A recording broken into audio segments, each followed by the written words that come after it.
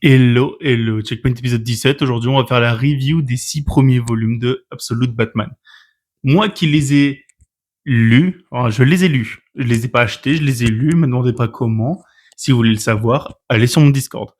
Bref, aujourd'hui, on va discuter de ce que j'ai bien aimé et de ce que j'ai un peu moins aimé dans ces 6 premiers volumes d'Absolute Batman.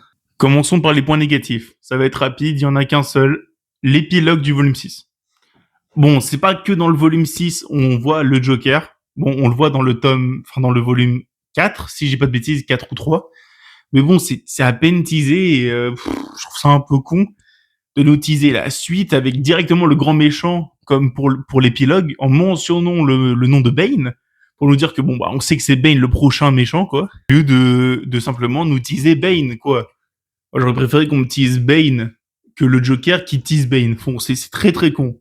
Bref, on va maintenant évoquer tous les points positifs. Dans un premier temps, Batman. Batman, c'est littéralement celui qui représente, celui qui est au cœur de ces 6 premiers volumes.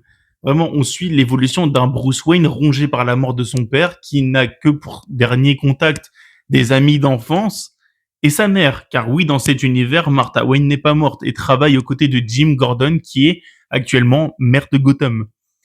On peut se dire du coup que c'est intéressant d'un point de vue scénaristique de se dire que ok, Jim Gordon il veut agir pour le bien à Gotham et juste pas en étant corrompu comme le dernier maire, mais ouais, c'est Gotham quoi, c'est compliqué, hein. C'est la ville de la corruption et du crime, donc voilà. Durant ces 6 premiers volumes, on va totalement être confronté à Black Mask, hein, qui est l'antagoniste du début d'Absolute Batman, qui entre guillemets marque le avant Black Mask et le après Black Mask pour Batman, puisque Batman dans cet univers est vraiment, alors, j'ai l'impression qu'il est plus jeune. Je connais pas l'âge des personnages dans Batman, ça doit se passer à peu près au même moment où dans les comics originaux de Batman, Bruce Wayne devient Batman. Cependant, pour moi, j'ai vraiment l'impression que c'est un Batman beaucoup plus jeune, enfin en tout cas beaucoup plus naïf et frivole, qui sait que Gotham s'est corrompu et que ça pue la merde, mais qui quand même se dit bon, il y a moyen de moyenner finalement. Et c'est là où je me dis, il y a des personnages qui sont vraiment bien en termes de changement. Déjà, je trouve audacieux l'idée d'avoir fait des plus grands méchants de Batman, genre le crocodile. J'allais dire le crocodile, mais je suis un malade moi. Killer Croc, Catwoman, Double Face, l'homme mystère et tout ça, vraiment, littéralement des amis d'enfance de Batman. Parce que du coup, je pense que dans la suite, parce qu'il y a 14 volumes, si je dis pas de bêtises, 13 ou 14 volumes, il va se taper contre eux, c'est obligé. Et c'est là, on va se dire, bordel, mais Batman, il va devoir tabasser ses propres amis d'enfance. Genre, les seuls avec qui il a encore du contact physique, mis à part sa mère. C'est archi triste. On voit un peu l'évolution de Batman de cet univers. Au début, il avait un costume de merde. Et c'était un peu le Mysterio de DC, quoi. Genre, que de la gueule et pas vraiment d'équipement, quoi. Et encore, Mysterio s'en sort mieux parce que c'est un meilleur illusionniste. Batman qui veut faire semblant d'être dangereux dans Absolute Batman, c'est efficace, mais vas-y, que le temps d'une page ou deux. Et, mais quand tu le vois avec... et le Batman d'Absolute, il a ses armes, mon gars. Il a un bâton, il a littéralement une hache. Genre, c'est littéralement une hache en forme de grosse chauve-souris. C'est son logo. C'est une énorme chauve-souris très mal dessinée. L'une des scènes que je retiens le plus dans ce comic, c'est littéralement le moment où Black Mask, qui pense avoir conclu et corrompu le Chevalier Noir en lui offrant 2 millions de dollars, si je dis pas de bêtises. Et t'as Batman, il fait, non, mais j'ai tout utilisé pour faire ça. Et il a fait un bas de signal avec des billets. C'est pas le truc le plus stylé, genre, le premier bas de signal du Batman d'Absolute Batman, c'est littéralement genre 2 millions de dollars qui crament. C'est génial. Et bon, à la fin, pour moi, il tue Black Mask. Enfin, en tout cas, il le transperce avec ses cornes. D'ailleurs, je trouve que ce Batman est beaucoup plus ingénieux et violent que le Batman de base. Parce qu'en plus de la Bat-Hache, je vais l'appeler comme ça, ses cornes, c'est littéralement des chlasses qui rangent comme ça. C'est des chlasses. Il a des pics qui peuvent se rétracter et sortir de son corps. C'est monstrueusement ingénieux. Une chauve-souris ne peut pas faire ça. Ou alors je me suis pas renseigné assez, mais je trouve ça trop cool. Les ailes, la cape du Chevalier Noir qui est littéralement semblable beaucoup plus à des ailes fines et très maigre de chauve-souris plutôt que genre vraiment une grosse cape, tu vois. Je trouve ça trop trop cool. Maintenant, j'en attends beaucoup de la suite, parce que du coup, on va vraiment confronter des méchants plus connus de Batman. Déjà, on nous a teasé Bane dans l'épilogue du volume 6. Et j'espère que ça sera fantastique. Voilà. Maintenant, ce que je peux dire de plus déjà, c'est que, ah ouais, un perso que je trouve, le fait qu'ils aient changé, génial. Alfred!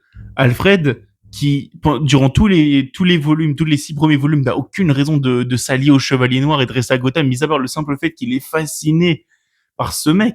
Il est fasciné par Bruce Wayne, genre un taré qui essaie de faire changer les choses d'une manière brutale, qui est un fin stratège qui a étudié la chimie et l'ingénierie pour pouvoir se construire une armure de fous malades.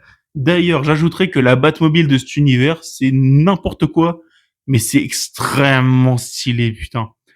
Un espèce d'énorme monster truck, c'est même pas un monster truck. Au début, je croyais que c'était genre vraiment un véhicule de chantier, juste avec un gros logo de chauve-souris à l'avant. C'est incroyable. Et le toit se rétracte, ça fait une énorme Batmobile. T'as l'impression que c'est un monster truck aplati, le truc. Bref, c'est génial. Les designs sont trop cool. Moi qui suis un énorme fan, moi qui ai acheté les volumes de Batman Death Metal, qui m'aime bien ce style vraiment très très métal pour Batman, je trouve ça excellent, excellent. Et donc je disais donc le personnage d'Alfred, mercenaire, parce qu'on sait qu'il a fait partie de l'armée, Alfred dans les comics, mais c'est surtout le majordome de Bruce Wayne, quoi. Là, c'est vraiment le mercenaire qui ne peut plus parler à sa fille, qui en est triste parce qu'il a été absent durant son enfance. C'est génial. Le simple fait que dans le volume 6, il coupe les ponts avec sa fille et c'est le déclencheur de ce qui fait qu'il pourra rester à Gotham City, même s'il il voulait se barrer à la base. S'il collectait des données sur les parties animales, ce groupe dirigé par Black Mask, c'était à la base pour se barrer de Gotham. Littéralement, se barrer de Gotham. Bah là, il reste. Parce que justement, il a coupé les ponts avec sa fille, il l'a mis en sécurité, ce qui fait qu'il n'a plus aucun lien, plus aucun attachement avec une quelconque vie qu'il aurait pu vivre. Bah voilà, il reste à Gotham. C'est littéralement déchirant. Pour moi, c'est l'un des persos les plus tristes de ces 6 volumes avec Batman. T'as l'impression que ses potes, ils s'en sortent tous bien. Le Sphinx, c'est un ingénieur c'est un ingénieur de fou malade, avec des petites lunettes, un sourire, genre, tu reconnais limite même pas le Sphinx. Killer Croc, on le reconnaît assez. Hein, franchement, très sympa. Bon, par contre, le fait de, genre, l'une des premières cases où on le voit, il tient un crocodile, genre, il tient un caïman, des serpents. Ok, c'est bon, on a compris que c'est Killer Croc. Selina Kyle, Catwoman. Bon, habillée en chat, c'est limite si c'est pas une furie, la go. On la revoit pas. Enfin, personne ne sait vraiment dans les 6 premiers volumes ce qu'elle devient. On sait juste que, bon, bah, ils s'aiment un peu, quoi, Bruce et Selina, quoi. C'est normal. C'est une relation assez connue dans l'univers d'ici. Maintenant, on va voir ce que va donner la suite. Je compte lire la suite. Hein, je compte lire jusqu'au dernier volume sorti à ce jour d'Absolute Batman. Et je compte lire Absolute Wonder Woman, Superman, Green Lantern, ainsi que Martian Manhunter. Maintenant, je me dis, est-ce qu'ils vont faire une masterclass sur toute la durée? Ou est-ce que, par exemple, parce que moi je sais que le volume 2, j'avais un peu décroché, parce que, ok, certes, c'est de la construction de personnages un peu, mais tous les autres tomes sont excellents. Le tome 2, je sais pas pourquoi, soit il y a trop d'explications, dans un contexte où il n'y a pas besoin, parce qu'on sait déjà, en fait, pour moi, tu peux pas lire Absolute Batman sans connaître un minimum l'histoire du personnage de base. Sinon, ça a aucun intérêt, tu peux pas voir tous les clins d'œil. Ou alors, si c'est ta première impression de Batman, c'est extrêmement bizarre de se dire que Batman, à la base, c'est un mec qui a des codes moraux assez vénères pour pouvoir, genre vraiment, pour avoir interdit à Red Hood d'utiliser des vraies balles et d'utiliser des balles en caoutchouc pour blesser et tuer personne, genre. Enfin, s'il est blessé, ok, mais les tuer, non.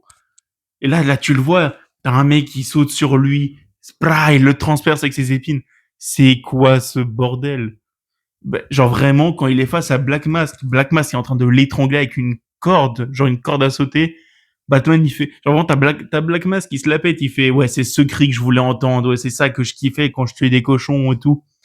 Batman, il fait quoi? Hop là, coup de corne dans ta gueule, ça transperce son masque. C'est genre vraiment, c'est des scènes que t'oublies pas. C'est incroyable, c'est des visuels magnifiques, très bien dessinés.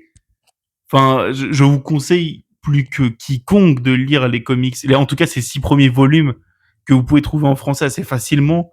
N'oubliez pas mon Discord. Et, et voilà, franchement, c'est une pépite. Et en tout cas, quand j'aurai lu le reste des tomes, tu vois, jusqu'au 13 ou 14, je sais plus, je referai un avis général. Et là, on verra si c'est toujours aussi bien. Donc en tout cas, on se retrouve demain pour l'épisode 18, du coup, de Checkpoint. J'espère que cet épisode 17 vous aura plu. Sur ce, fan de comics, fan de manga et fan de toute autre activité que je partage également, je vous souhaite une excellente journée. On se retrouve demain pour Checkpoint suivant. Tchuss.